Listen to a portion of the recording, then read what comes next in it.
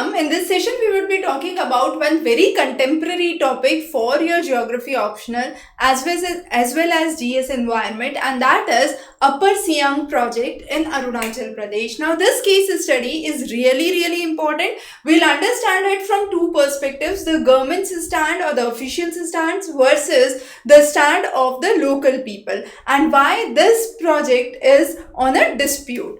Now, Arunachal Pradesh is a land where the Sangpo river enters. Now it enters through the Namcha Barwa, takes a horse-shaped U-turn, and this region is where it is called as Siang in Arunachal Pradesh.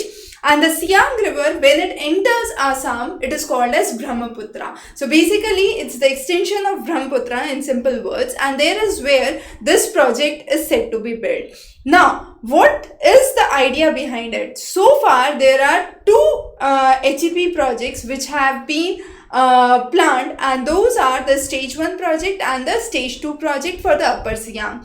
Now, the stage 1 has a capacity of somewhere around 3750 megawatts. Stage 2 with a capacity of 3750 megawatts. Stage 1 with a capacity of 5500 megawatts. However, a combined project is said to be built, and that Upper Siang project would have a capacity of 11,000 megawatts. Now, why? From the official side, this is important. From the government side, the official side, this is important because China is building a super dam which is very close to what has been called as the Three Gorges Dam.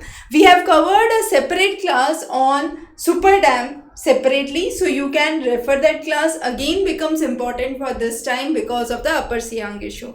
Now, based on that, there is obviously a reduced flow of water, and to combat that reduced flow of water, this Upper Siang project can be very important. Okay, so that is one of the reasons that this project has been brought forward.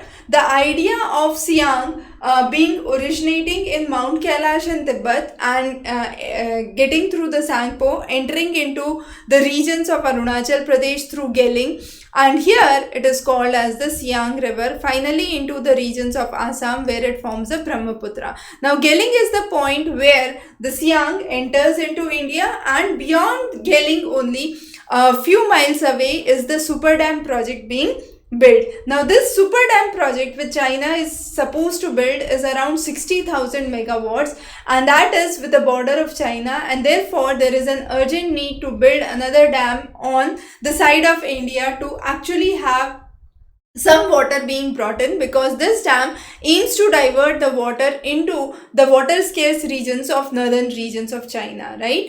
Now, what is the side or the status of the local people? Now, local people are saying that already there are so many dams which are there in Arunachal Pradesh, and because of these dams, the local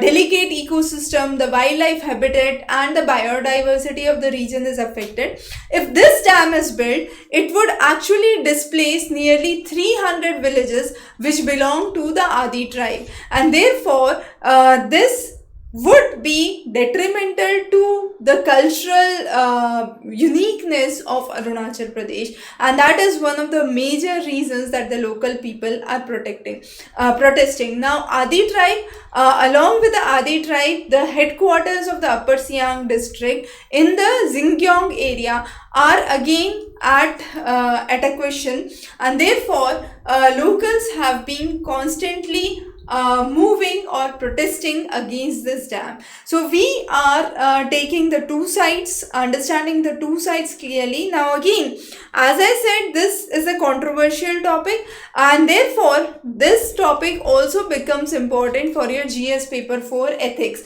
If you are NDMA associate there, or you actually are taking up the HEP project, what would you take into consideration? And therefore, this can turn out to be a GS paper 4 question as well, which is the ethics section. So, ethically, what do you think would be a right stand? Whether the stand of the government that the government plans to, or how to incorporate the local aspects and the local issues, the Adi tribe and their cultural preservation. So, how would you handle this? So again, it's important for your GS paper 3 for environment, GS paper 4 for ethics, and your geography optional. So this was a interesting case study. Many more case studies we have covered in a similar way. And of course, for your comprehensive preparation and past year papers, you can refer the details here. In case you have any questions or queries, feel free to connect back on the number below. Thanks for joining in today.